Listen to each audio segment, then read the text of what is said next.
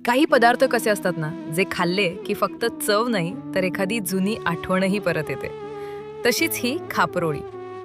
कोकण म्हटलं की माझ्या डोळ्यासमोर आधी येतो तो अथांग समुद्र, नारळ पोफळीची झाडं, समुद्राची खारट हवा आणि कौलारू स्वयंपाकघरातून येणारा तो ओळखीचा सुवास. कोकणात सण असो, पाहुणीचार असो किंवा घरात काही गोड करायचं असो, तिथल्या पारंपरिक पदार्थांना एक वेगळीच जागा आहे ना.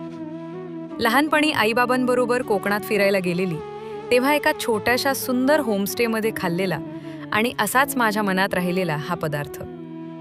मला असं वाटतं खापरोळीची खासियत तिच्या साधेपणामध्ये आहे.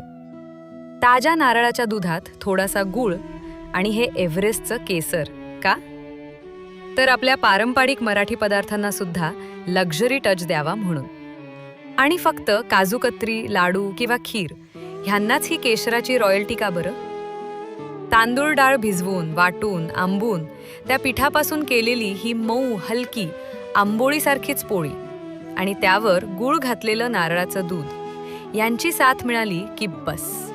ती चव जी मला आजही त्या कोकणातल्या छोट्याशा होमस्टेच्या स्वयंपाकघरात घेऊन जाते.